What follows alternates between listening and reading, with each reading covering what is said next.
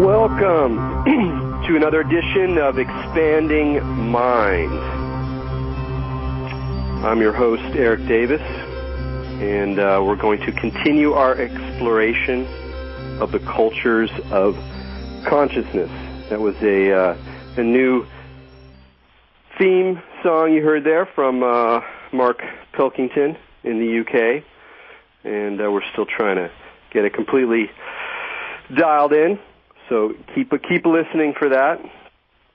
This fall I was in Houston, and partly out of nostalgia for my Northern California home, I watched the kind of cheesy television series Sons of Anarchy, which, for those of you who don't know, is about a biker gang in rural Northern California, set in modern times, but with a connection to the countercultural past. And it was not a great show, but interesting enough to keep me engaged for a while. I was partly interested in the way that the countercultural origins of the biker club were seen as this kind of utopian moment, and that part of the narrative was about how they became instead these gun runners. But there were two things about the show that really struck me as being interesting and kind of unusual, if also somewhat unbelievable. One was that the way that the show dealt with drugs. So, of course, you can associate biker gangs not just with drugs in general, but with one particularly pernicious drug, crystal meth. These relationships go long back, and they are storied and grounded in authenticity, but they're also part of the stereotype of the biker as the gang that's running meth, particularly in the sorts of rural communities that were represented in the show. But the way the show dealt with this, in order for us to feel not too terrible about our heroes, who were actually in many ways very repulsive, unethical characters, but having them push drugs would be a little bit too much. And so they adopted the fiction that the gang, the Sons of Anarchy, were not into crystal meth. They didn't like drugs in their town, and so they insisted that nobody deal drugs in their town, and they didn't deal drugs either. In fact, one of the conflicts is around some other people who deal drugs. And I just thought this bit of fantasy was fascinating for what it represented about drugs and about a certain kind of nostalgia for a world without drugs, and even for a criminality without drugs. But the second thing was more interesting to me. At least I don't watch a lot of television, so maybe this is less remarkable than it seemed to me. But that the main dynamics of the show involved this white biker gang dealing with other biker gangs. And one of those biker gangs was Mexican. And another gang, though not a biker gang per se, were white Aryan supremacists. And then a third gang, who were not bikers but urban gang, were black. And so a lot of the plot around the show was between these different racial groups. And it wasn't until late into the first season, when the gang get busted and they go to prison, that I realized that what they were doing in the show, both inside prison and outside prison, was representing the reality of prison in the sense that it's an incredibly segregated, racially defined space. And that our heroes, again, are sort of like the good white people fighting the Aryan racists over their right to deal guns with blacks and Mexicans. So that what made our heroes ethical in the sense is that they were able to transact criminal enterprises with people of other colors.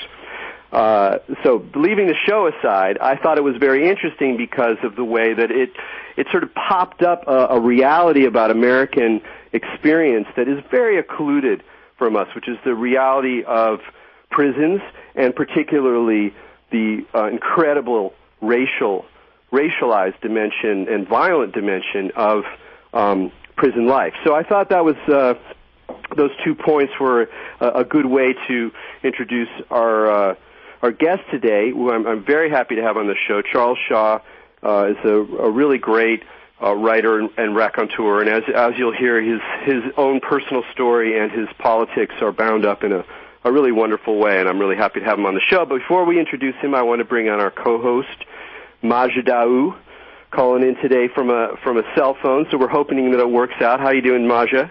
I'm doing good, Eric. Thanks. How are you? Pretty good. Sounds all right to me. Yahoo! Yeah, well, we'll get into stuff later. But I'm curious. Do you have any opinions about biker gangs? Does that stir your well, imagination? It's interesting because of what you said about how most people don't know about like the culture of prisons and stuff like that. But I mean, that was part of my own upbringing. Like I grew up very aware of that because my own father was a drug dealer. In fact, he dealt cocaine, and he was in prison for the majority of my young life. And later on, as an adult, I talked to him a lot about his time in prison and about prison in general. And in fact, one of the things that I got from my father was my interest in astrology. And while he was in prison, he would do astrological charts for the prisoners, and he was kind of into like looking at their astrology for the different crimes that they committed. And he, he was kind of like a spiritual crazy dude who like went to India and stuff like that and was really into all this occult stuff. So he got to see the inner workings of prison from that, kind of occult perspective, and would see what happened with like the different racial gangs and people's motivations for, being in there. So he was kind of like interested in that. So for me, it affected me in a very personal way growing up with that culture. It wasn't necessarily from the biker culture, but it was from the drug and prison aspect. Yeah, well, that's amazing. Well, I think it's no better introduction to our guest. Charles, thanks so much for joining us here on Expanding Mind. Very much for having me, Eric. And Maja, thank you for for opening up and kind of telling us all that. There's an old activist named Chuck Armsbury. He's one of the co-founders of the November Coalition, which is a group based out of Eastern Washington that does prison letter writing campaigns. Oh, he's an old radical from... Yeah, he's a great guy. He's a great guy, and him and his partner, Nora Callahan, they're kind of like, the grandma and grandpa of the movement. And, he said to me, when I, met him in person for the first time, he said, that he's welcoming me into the family. He says it's, a very small family, and usually the only kinds of people that care about this issue, is if you've either been a prisoner or loved a prisoner. It's true. It does. But today, because of the war on drugs and because of the war on consciousness, it's now something that is reaching beyond that. So many more people are stepping forward with their stories and feeling, comfortable to kind of step out and talk about it in a way that, we just simply couldn't, 15, 20 years ago. Yeah, that's what I felt was significant about that show, because even though clearly their demographic was a certain kind of either people who identify themselves with a certain outlaw life or who kind of fantasize about that, the fact that they were so explicit about introducing an element of American racial dynamics that we really don't pay very much attention to, to me it indicated an opening. To me it indicated a sort of recognition that these dynamics are now no longer just on the other side of the wall, and that they're part of our larger world, and that we have to kind of engage them. So I want to talk more about that, but I really think that your whole political engagement makes it makes even more sense to people when they hear your story. So I know you tell your story a lot, but if you could give us the Cliff Notes radio version, I think it really helps. It really helps focus where you're coming from in an impressive way. Sure. Yeah, I've been getting a lot of practice lately, so we'll see how I can do it. But, okay, well, the long and short of it is that I was raised in Chicago in a conservative family. My mother's family was from a line of working-class immigrants from Sicily. My father's family was in ward politics, and so my great-grandfather was a ward boss. And so you have this interesting middle-class, mix there in the American heartland. I grew up really conservative, but my father was involved in the entertainment business. He worked for Warner Communications for 20-some-odd years. He was a concert promoter.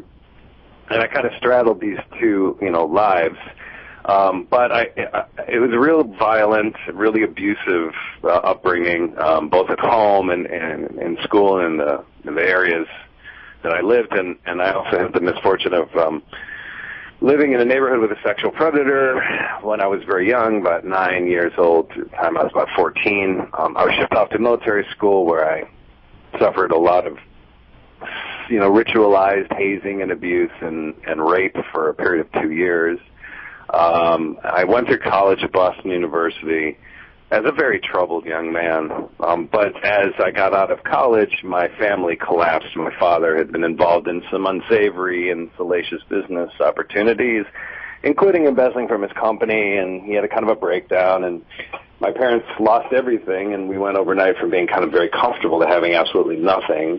And in the process, I was not very, well equipped to handle crises or things like this, and I was kind of a spoiled kid, and I kind of had a big meltdown, lost myself in drugs, which is, a very common story that we hear these days, the collapse of the American family, and then the, subsequent escape into oblivion. But that was kind of what 10 years of my life became, except that I fell down really far and spent most of my time with a brutal crack addiction, which led me to some periods of homelessness and a couple of felony convictions and revolving door in and out of the rehabs and the shelters and the halfway houses and all of this. Right around the time of 9/11, when I was about 31 years old, I was compelled, you could say, to get my life together following the events of 9/11. I had a kind of a shattering of the psyche that day, whatever remnants, whatever kind of like ligature was still attached to this, necrotic limb that I called my life of, in this old paradigm, it kind of like started ripping off that day. And I just had this overwhelming, conviction that this new world wouldn't have a lot of patience for somebody, with, weaknesses and handicaps and troubles like mine. So I really set about the task of putting my life together.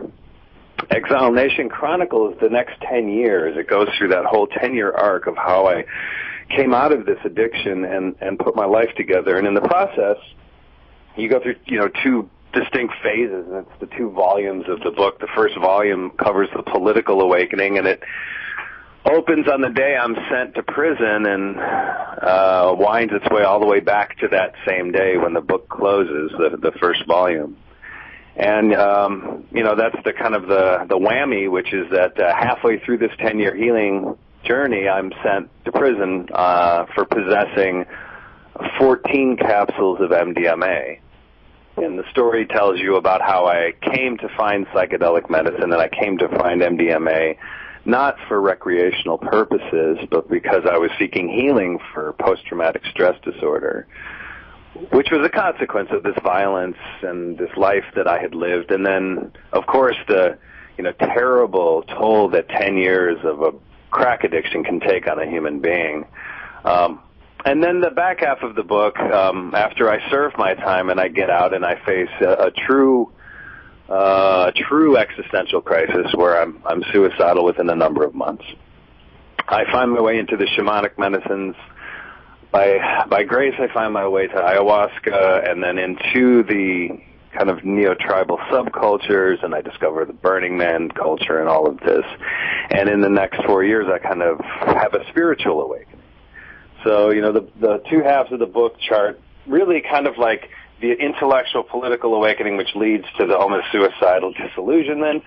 And then after that, you have, how does one rectify oneself with this world and with the universe and live and develop a sense of strength, and not only that, but recover and I hope, at least in my case, to provide inspiration and then to dedicate oneself to that kind of service.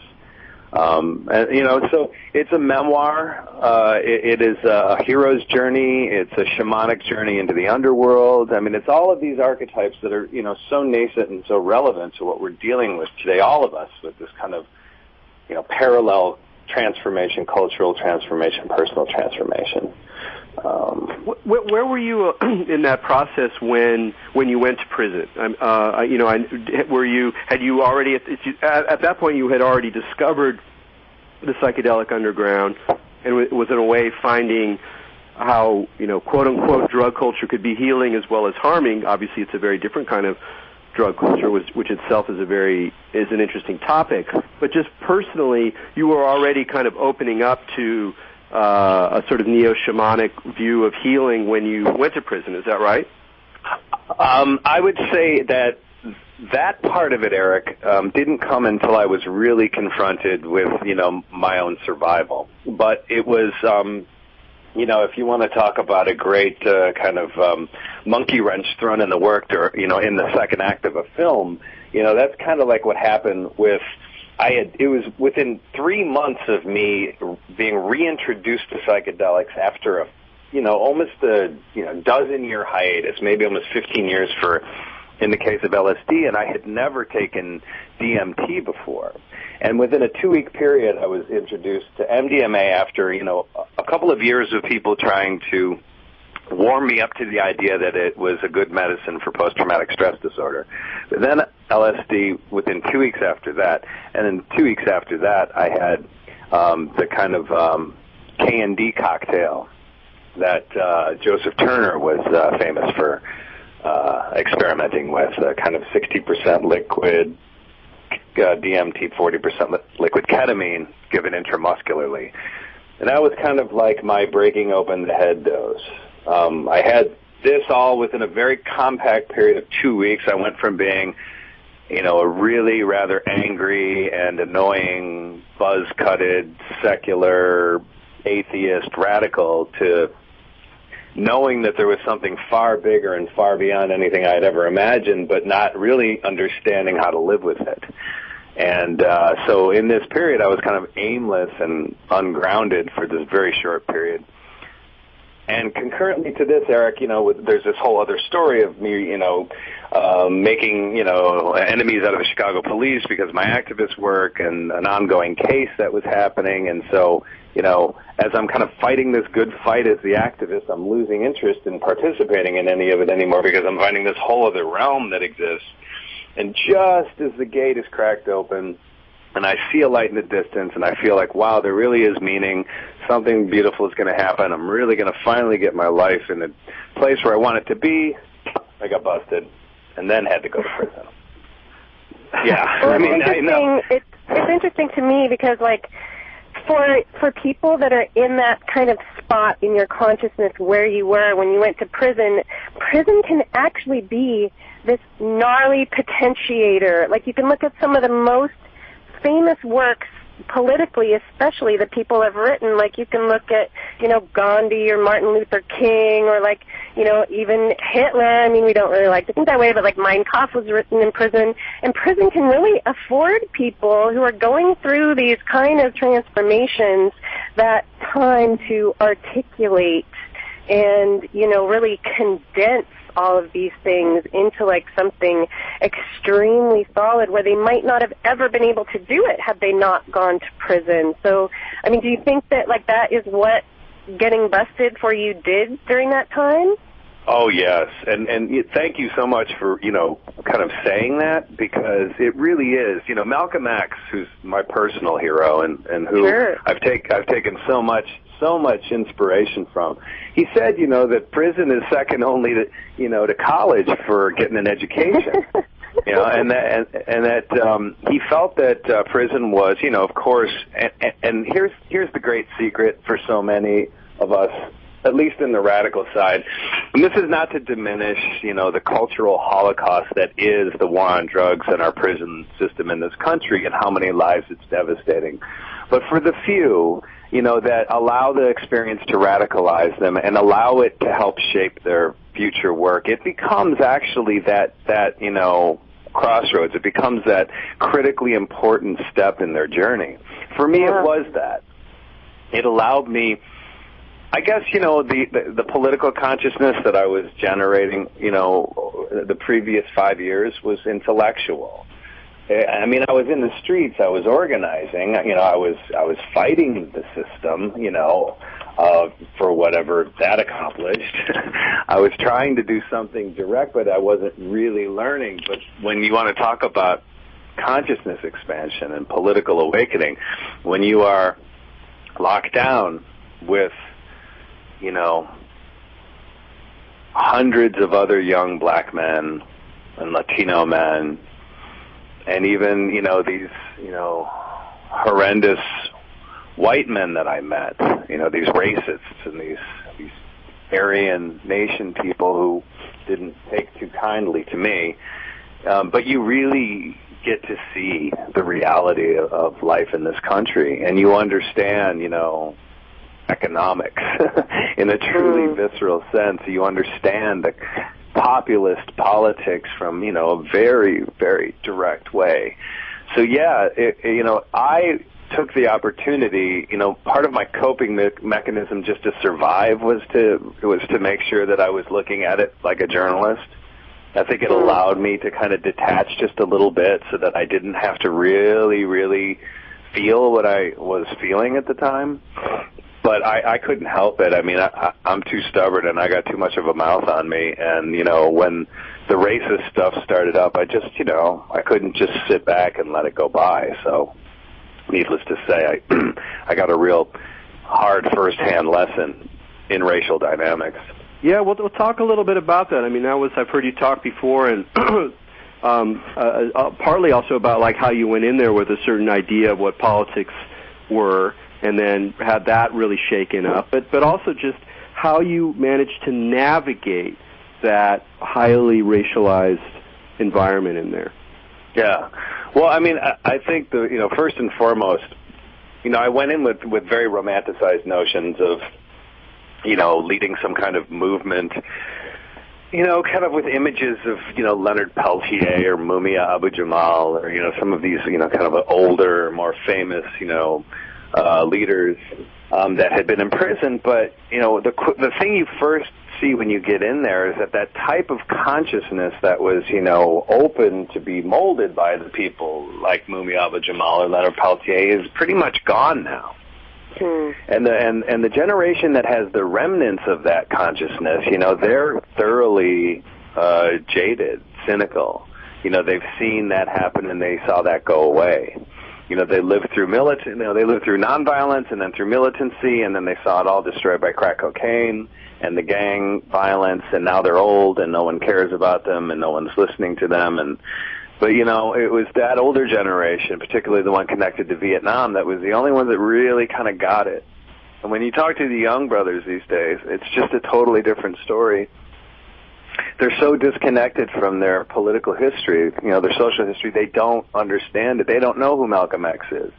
They don't know who John Brown is. Medgar Evers, they don't know who these people are. And their number one concern is getting clipped by someone in a rival gang, their own brother taking them out. And so when you have to fight through that first and foremost, these notions, these kind of like quasi, Marxist notions of, a united underclass or, colorblind revolution and all of this, I mean, they really get shaken out quickly. And you sound kind of silly trying to talk to them about it. But, if you've understood their life and how it has existed in the street, which, I had a measure of understanding because of the amount of years that, I had to navigate the ghettos and to survive homeless and in shelters and a crackhead and all that stuff. You learn the ins and outs of their lifestyle. You understand what they're doing. You understand, what it means to have to stand on the stoop of a building for 8 hours in the middle of the night and 20 below, moving rock because you got to feed your kids.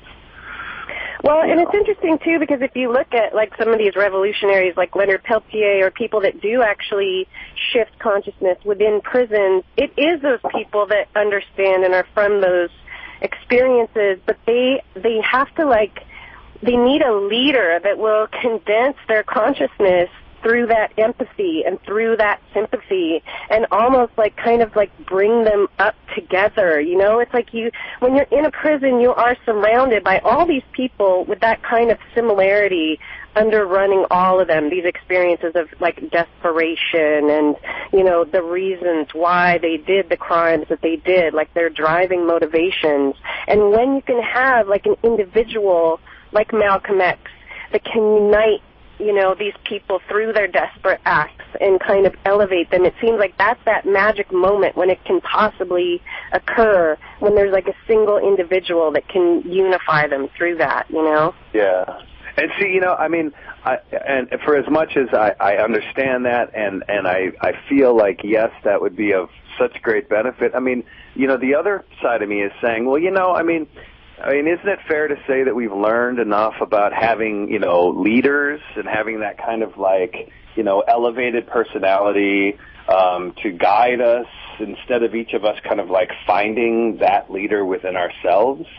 Right. And, you know, I think in some ways, you know, yeah, you know, at the time the voices of Malcolm X, you know, and the voices, you know, later on Mumia Abu-Jamal Peltier and the other prisoners, but even like Brendan Behan, you know, who wrote Borstal Boy about, you know, his time being in prison for IRA terrorism and all of that. I mean, these, you know, they're transformational narratives more than I think that they're political narratives. You know, I think that the politics really are implicit, but, you know, it's really, and I think today it's even more relevant in the sense that what we're really advocating now is transformation. And I think for people to kind of understand, you know, I'm going to get really deep and metaphorical here, but like looking at the empire as it exists, like we are all somewhat imprisoned by this system. But for us to like truly transcend, you know, to get to that like post-racial America that everyone was talking about just because we elected Obama, I mean, the real path to a post-racial America is an understanding the true oppression of the underclass. And as, you know, members of the counterculture or the subculture, whatever it is that we like to call ourselves these days, it is our obligation to understand the political, you know, nature of the repression of the war on drugs. We have to understand that history. We have to understand why it exists. When you go into the prison system, it's right there in your face. You know, you can't escape it. When you've got such a disproportionality of African Americans in there, and almost all of them are in there on drug crimes, and you got all these people sitting around that, you know, the worst thing they ever did, you know, was handle a substance, you know that, you know, you've got a system that is not necessarily based in moral principles or in keeping us safe, but in, you know, making sure that that specific subclass of the population, you know, is otherwise occupied. So, Erik, to answer your question from before, what happened to me was that I come from, you know, a mixed family. I have an adopted sister, she's Native Americans. I've always grown up, you know, with, you know, understanding racism very firsthand because I come from this white family in this white area, and then I've got this dark-skinned sister, and people are trying to put two and two together and understand why that happened. But, you know, it put me in a place where I've been dealing with it most of my life, but, you know, I also developed a very strong affinity, you know, with the black population, you know, and I really kind of, like, felt closer and a greater sense of kinship with black guys in there and with black people in general than, you know, I normally have felt with most white people. And, you know, when you get into a situation like prison, you're dealing with people that are in prison for two different reasons. Generally, the white offenders are habitual. They tend to commit a lot of crimes and have really big rap sheets. And that's why they're kind of caught in this culture of prison and they can't get out. With most of the black kids, like, it's a rite of passage. Like, all of them are going to do some time at some point or another. And they come in and they're, you know, doing little bits and they do their time and then they go out, but it's part of the initiation of them, you know, being in the gang culture and selling drugs. So, you know, it's very different kind of motivation. And I got in there and, you know, so, you know, basically I gravitated towards black kids and I was, you know, kind of trying to break stuff down to them. In the manner that we discussed earlier about trying to raise consciousness. And I was put in a cell with an Aryan Nation chief, a guy who'd done about 8 bits, and, you know, this big old boy from downstate Southern Illinois who came from a Klan family. And, you know, the overt nature of their racism, I mean, the things that they would say, you know, the epithets they would use, the way that they would just go about framing their entire day around how much they hated and despised black people was something out of the, you know, out of the 1920s in Mississippi, and yet it still existed. And so at one point in time, I made the fatal mistake of asking, bringing a black person into my cell, somebody who came in to, pick me up to go to the chow hall one night. And I came back from chow, and there was, 7 very large white guys, all of these racist dudes, in this kind of, Aryan group waiting for me, and they explained to me quite directly that you don't cross lines and you stick with your own, and, they had to teach me a lesson for doing it, and they jumped me right there in the cell. The whole thing happened in a matter of, 30 seconds. The next thing I know, I'm, completely dazed and spun out and realizing that, my life is now literally in danger. And I had to go through a very elaborate and clandestine process of going secretly to the administration via the librarian, who, was somebody who recognized that, I was a, good guy and I wasn't trying to cause any trouble. I had to go into protective custody and get moved into a black cell block, and all of this is going on at a minimum security prison that's mostly for drug offenders. Yeah. And this isn't even what's going on in the big joints, in the maximum security joints. Yeah. And then from that point on, I was marked as an informant because I got moved. So that meant I talked to the administration. So that meant that I was an informant. It didn't even matter that I wasn't. It just meant that I was now toxic. And so nobody would touch me, for months because of that. My God. All of this is to say the emotional stress, I should say, the emotional psychological stress in prison is 1,000 times worse than the physical stress. Yeah. Well, this is amazing stuff, but we need to take a break now, so you're listening to Expanding Mind on the Progressive Radio Network. We're talking with Charles Shaw, and we'll be right back after these messages.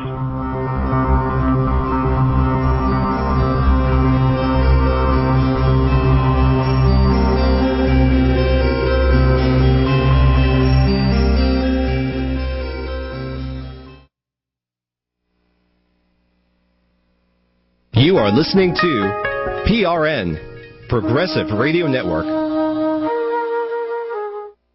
South of the border. Hello, I'm Johnny Mueller, and I have a brand new show called The Expat Files.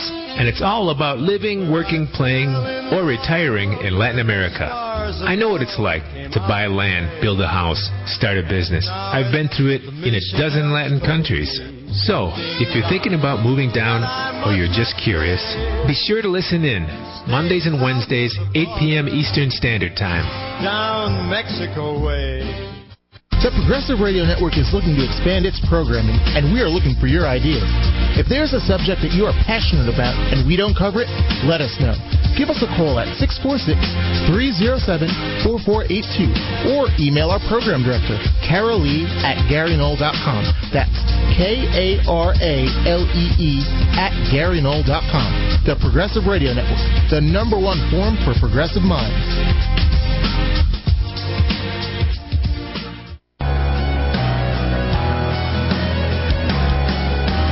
Freedom News Hour will bring you up to date on the latest news on the financial meltdown. Begin restoring local communities. It can happen. We'll be exploring the issues from a freedom-oriented, small government perspective. I'm Walt Thiessen. I'm Melinda Pillsbury Foster. I am Jake Town. Join us live Thursday evenings at 6 p.m. Eastern Time on ProgressiveRadioNetwork.com.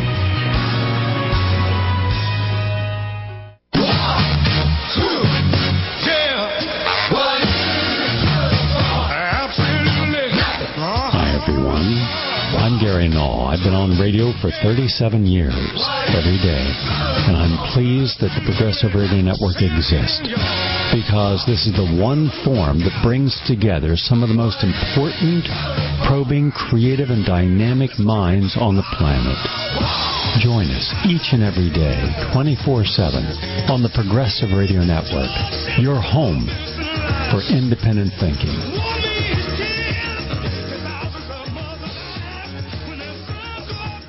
You are listening to PRN, Progressive Radio Network.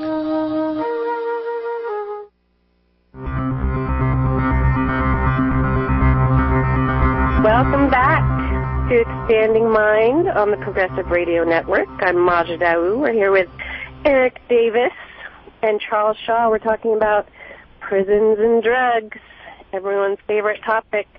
Charles, I was curious, you know, you mentioned that you went through like a shamanic transformation, and it's interesting to me that you went to prison because of MDMA, which you were using to treat your post-traumatic stress disorder, just because, you know, prison is kind of seen as this thing that exists outside reality. It's like another little pocket which is hidden from the world, and a lot of people that go to prison, like their prison time is separate than the rest of their lives. So you were already using a drug to try to reintegrate like this separate experience that couldn't really be integrated, you know, because it existed like kind of outside of people's regular reality. And then you kind of get thrown into this other like sub-reality. So it's almost like you had all these little sub-realities going on. And I was just wondering, like, did you have a realization when you were really able to just integrate all of those parts into, you know, into your main reality where they were all kind of unified? Do you think it was the psychedelics that really did that, or was it, what kind of happened where you were able to bring that all together? Well, I think it was a combination of things. I mean, first of all, I can't stress enough how important the psychedelics were in the medicinal and healing sense. They also, you know, obviously they also expanded my consciousness in the traditional sense. They gave, you know, it started giving me the confidence of vision, the ability to see large patterns, the ability to perceive past the illusions, and all the things I think that we can, you know, all kind of safely generally claim that psychedelics do for us. But there was, you know, I mean, nothing like pain to be a great motivator. And, you know, I was not a happy person. And although I had been liberated, you know, Erik and I met, like, you know, in the early stages when I had just been kind of like let loose into this whole new world, this beautiful world that, you know, we now inhabit regularly. We met at Burning Man, actually. Daniel Pinchbeck introduced us. We were out at the Sapphire Portal one night. And, you know, we were having a very interesting conversation, and I just kind of like thanked, you know, the psychedelic culture for just the very existence of that conversation, the fact that I was out there and I was on this path. It took a number of years, though, before I was really able to, like, own, you know, myself and this kind of new identity that I had been building. And it was because of the, you know, one of the main themes, which is really just this idea of healing the shadow and becoming aware of the shadow and confronting it. You know, and so many people, you know, the kind of archetype that is in popular culture now is, you know, I lived hard and lived fast, and, you know, I got fame, and, you know, and then I fell off into drugs, but now I'm back, you know, and, you know, it's always like the kind of like comeback story, but they never tell you about what happened during, you know, the time when they were coming back.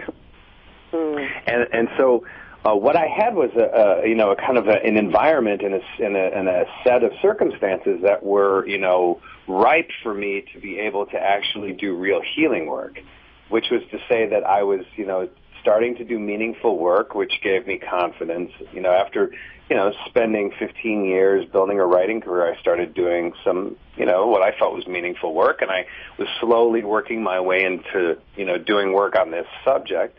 But I found community. I found family. I found friends.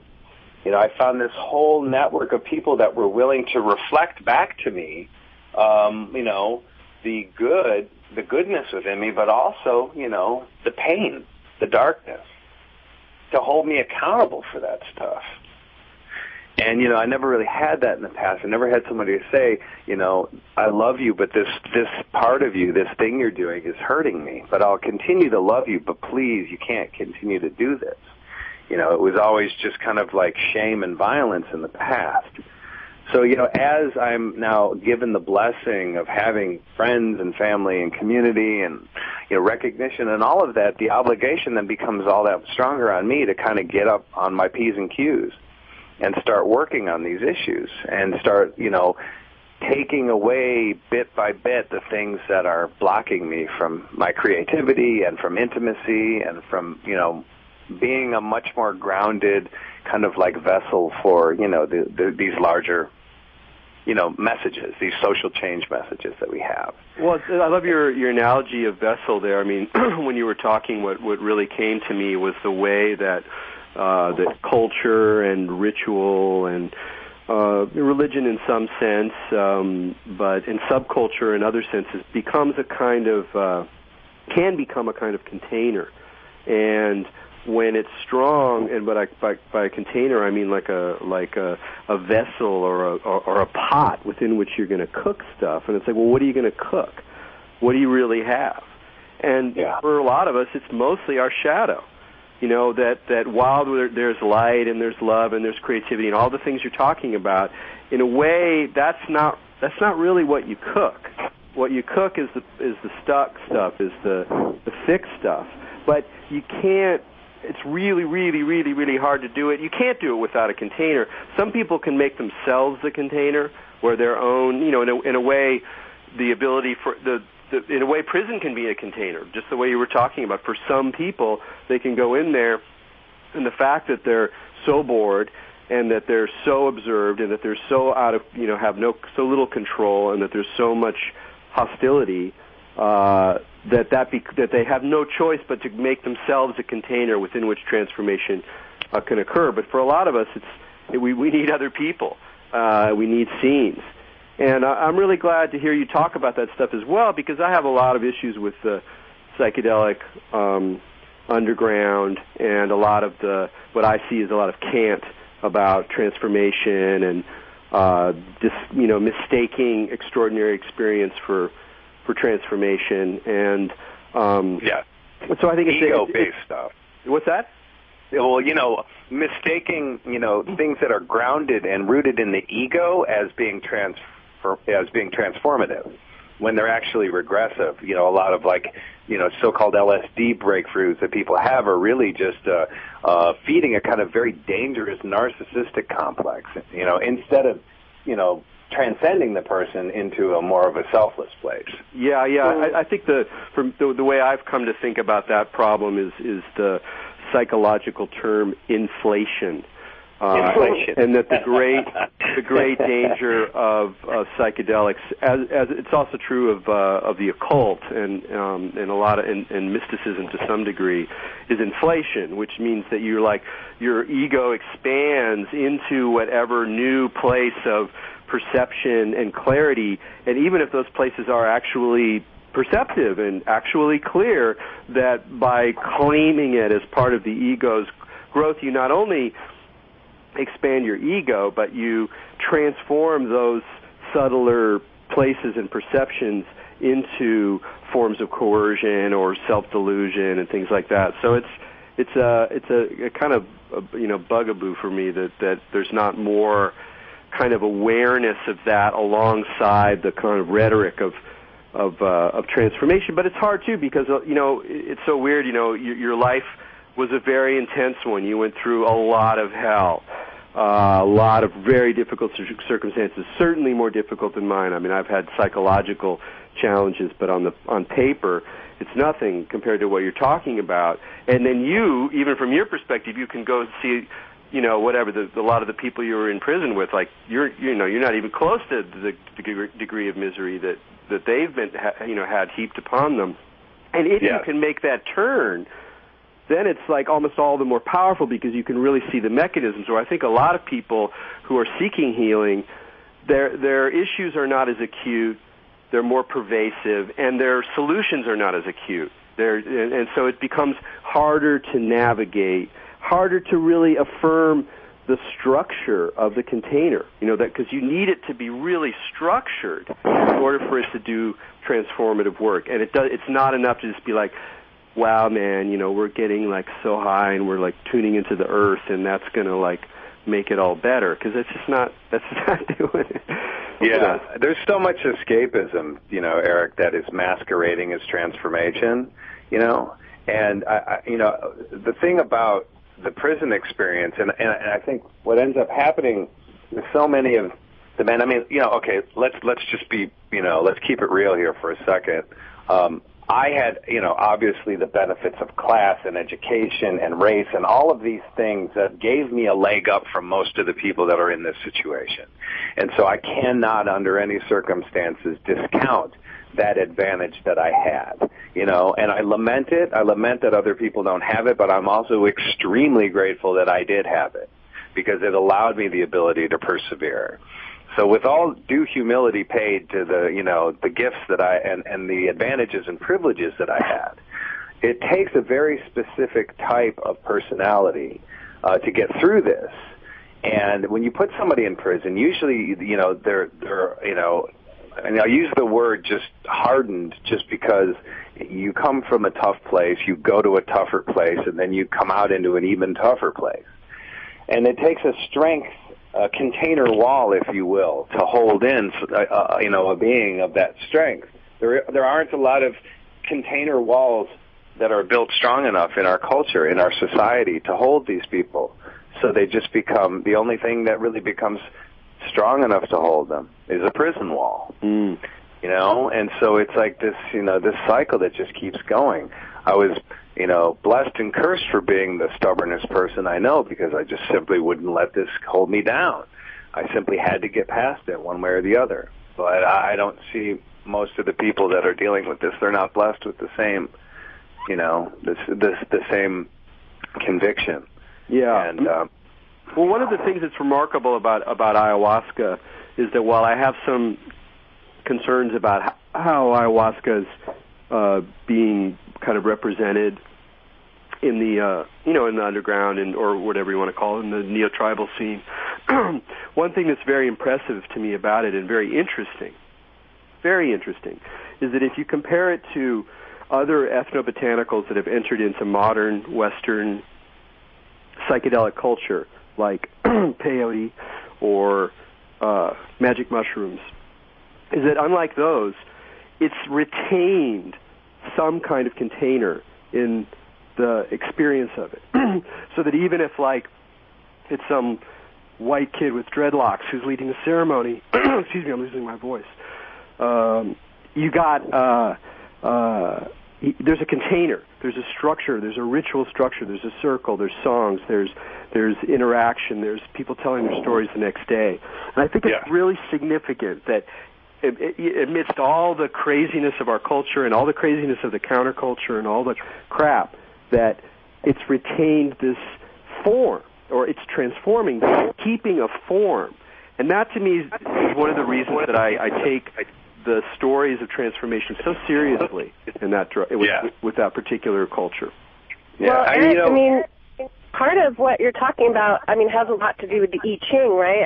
The I Ching describes itself as 50, which is the cauldron, the vessel, the cooking pot where you put things in. And what it is the form of the archetype, right? Which an archetype is something which has the potential for all forms.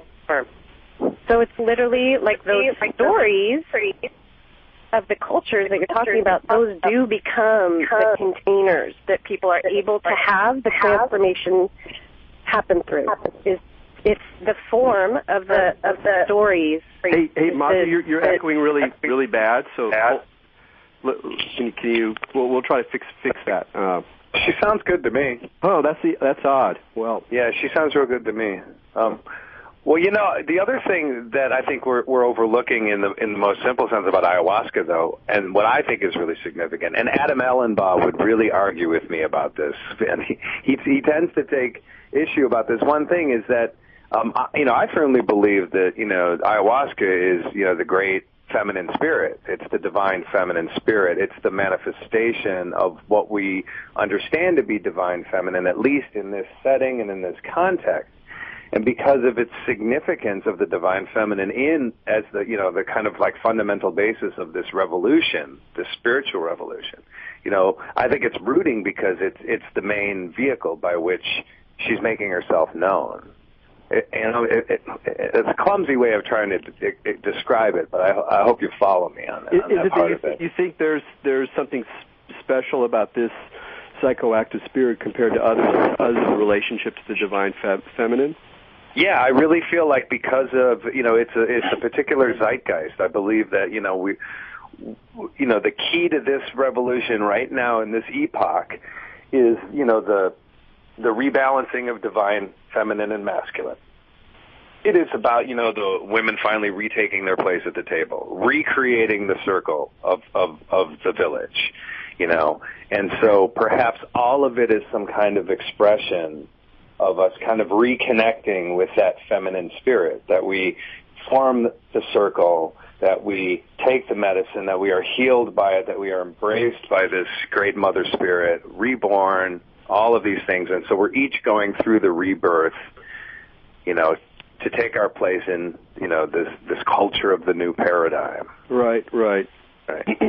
Well, that's good. Those good words. I'm realizing we're winding down here, and I wanted to make sure that you had time to talk a little bit about your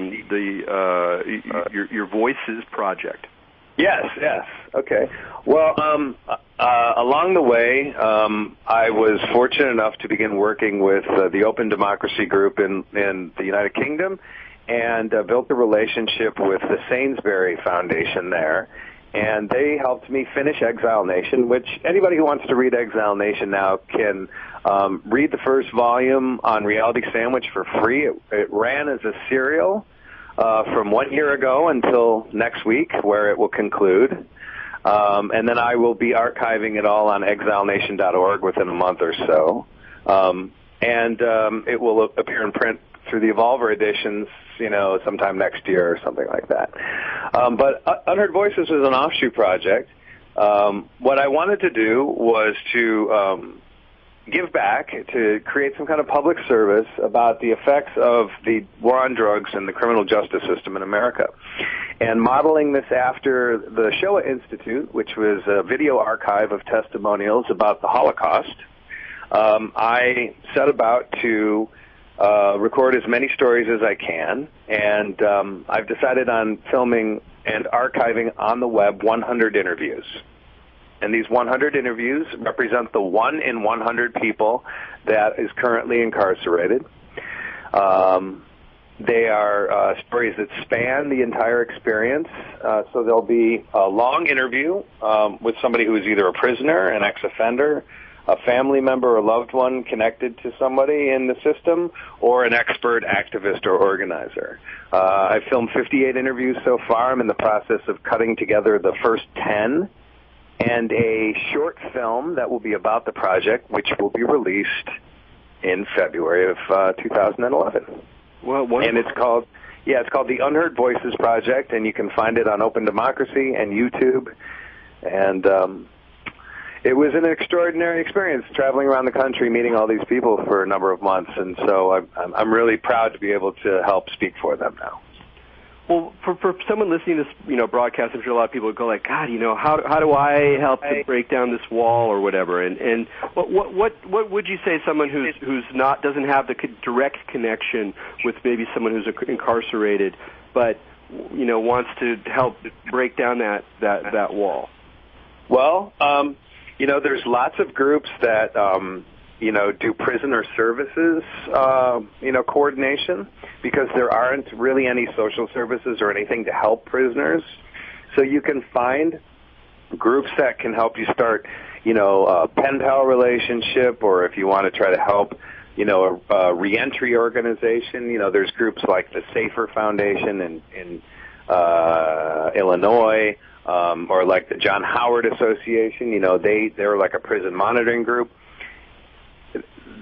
The problem, Eric, is that there really isn't that much out there, and it's set up so that people don't really, it's not easy for them to plug into because they don't want people really kind of getting involved in this. But if you look, or if you contact me, anyone can email me at charles.shaw@opendemocracy.net. There's a whole network of organizations that could definitely use financial support and volunteer support. And more than anything else, all of you've had some kind of run-in with the law at some point. If you're living in the subculture, if you're enjoying psychedelic medicine, if you're going to festivals, you're breaking the law like everybody else. Except that, maybe your class privilege or your racial privilege is keeping you out of prison. So think about that privilege and think about how you might be able to turn around and help others who maybe like didn't have, you know, as good a luck or as many advantages as you. Yeah, you don't have to be...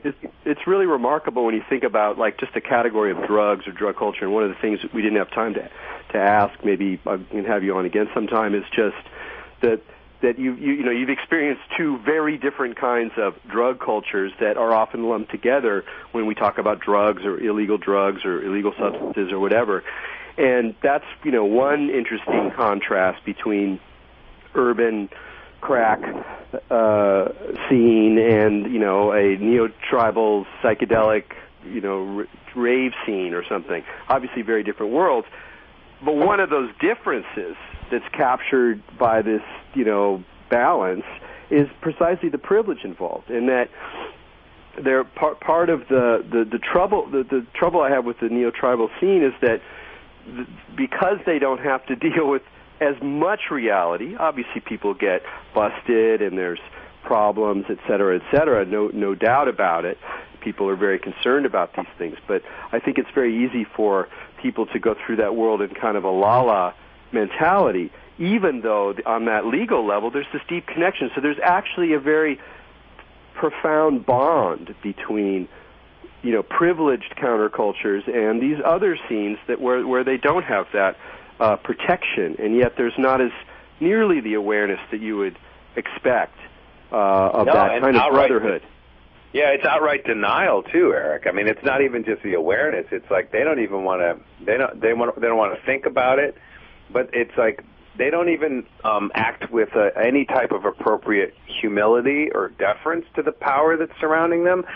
They walk around with, like, in this bubble of impunity or perceived impunity. And then when the bubble's popped and they get busted for something, then they react, you know, with alacrity. Oh my goodness, how could this be? This is injustice, you know, and all of this stuff, not realizing that, you know, it's only because of the emphasis on class and race that you haven't felt the same type of awful, invasive experience that, you know, poor people are dealing with every single day. Yeah, it's a real shame about our society, and you know, in some ways I could even blame the left a little bit, is that any kind of consciousness based on class, particularly class, but, you know, race as well, it's so hard for people to get to, and even people that you would think they're progressive, they're open to alternative views and this and that, but and they'll reflect on themselves in certain ways. But reflecting on your privilege is really uncomfortable for a lot of people, and I think they're like, oh no, that's Marxism, we're done with that. Don't mention class. I don't want to hear that word. And it's a very deep aspect of American culture now. Maybe it's always been there, except for the 60s and early 70s. But it's really profound. I mean, do you have any sense of what that is, what that block is? Because you must encounter it a lot during the work you do in the scenes you move through. Yeah, and, you know, I would hate to, like, get so pedantic as to say that it's the culture war, but, you know, it's the culture war. it's like, the culture war, idiot. You know, it's like, you know, in the popular narrative right now, you know, liberalism failed, right? It failed. And the reason it failed is because we had the ghetto riots of the late 60s and 70s, and then we had crack, and then we had all of this stuff. And there is this story out there that all of these efforts to try to improve society along liberalism failed, okay? So, and instead what arose in their place is, you know, Reagan and the conservative revolution.